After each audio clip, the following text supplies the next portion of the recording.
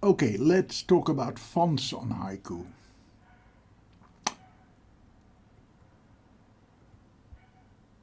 By default, Haiku comes with a very limited selection of fonts. You got Bitstream Charter, which I think they just put in to show that we can actually use PostScript Type 1. We've got all kinds of Noto.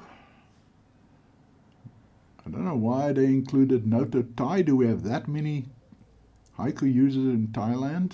Seems rather specialized to me. Okay. And we got Wen Quan Yi. Oh, I probably mispronounced that horribly. Which is a CJK font for writing in Chinese, Japanese, and Korean. By default, these are here. Boot system data fonts. And we can use TrueType. We can use OpenType, which is a more recent development. There's no reason to have the same font in both, by the way. None whatsoever. If you have a choice between them, take OpenType because it's probably more recent. But having the same font in TrueType and OpenType, there's no real point to that. And we got PS fonts, which is PostScript. Right, that's where the Bitstream Charter is. However, all of these will be read. Anything in this, however these subdirectories are arranged, will be read as a font. And at this stage, yes, I'm using font as the average user would. I know, it's a typeface. Guys, never get into an argument with a real typeface nerd because they are the worst. Okay, so you will see, and here are the fonts that we have. Not very many. But if we do a search for font, you'll see that there are rather a lot. If it has this A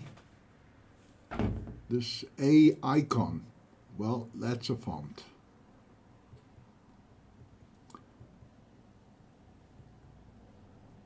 Right. Some of them are very specialized, like this one, which has glyphs for Arabic, Armenian, Bengali, Devanagari, Ethiopic, Lao.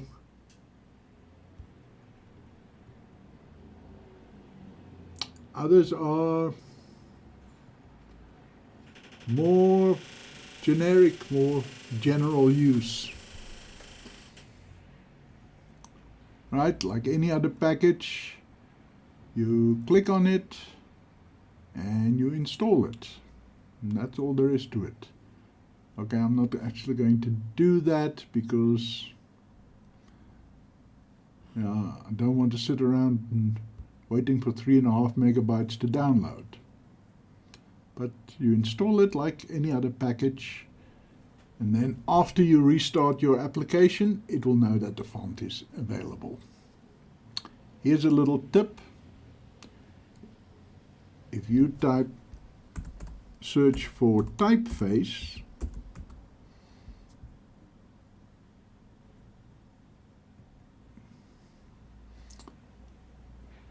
then you'll get a few that don't have the word font in their description anywhere. This one, for example, that was not there when we searched for font.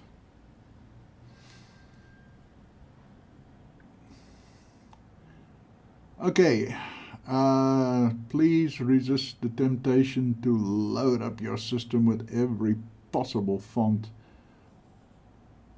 It's unless you are going to actually write in Chinese, you don't really need that many Chinese fonts, do you? I mean, we've got Noto, CJK, let that be enough. Okay, so those are the ones that are available in the depot. However, what if you downloaded a font from a website? Right? So I've downloaded the first thing I saw, which is called Super Creamy.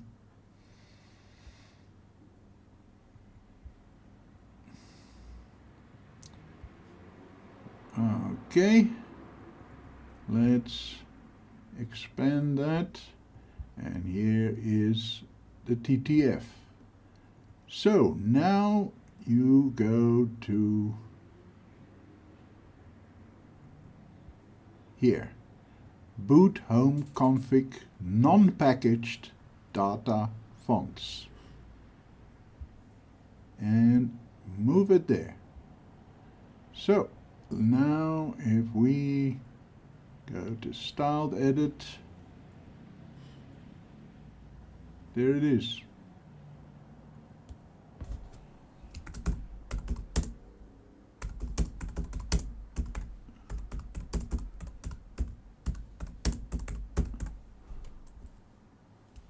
Yeah, not going to be my favorite, but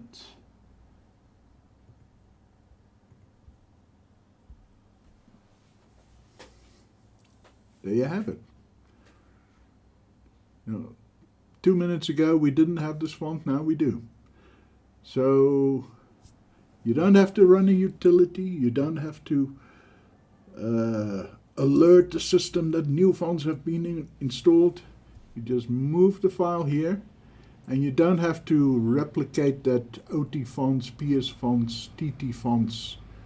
Well, you can if you're OCD about it, but there's no real need. Okay, so let's save this to the desktop.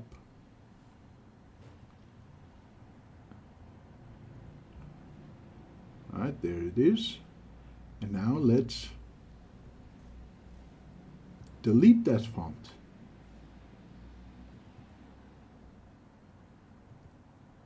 And there, it's gone.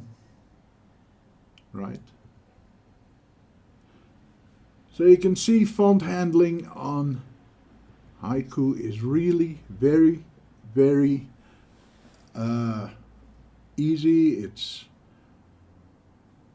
if you can put OT fonts over here, you can put TT fonts over here, even PostScript fonts, although they're a bit tricky to work with.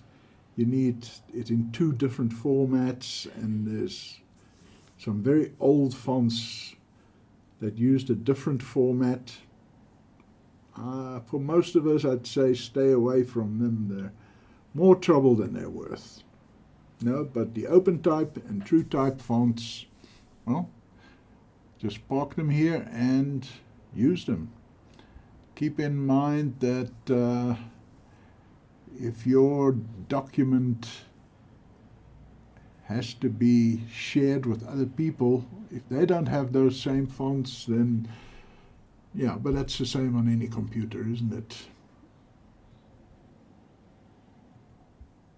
Thanks for watching.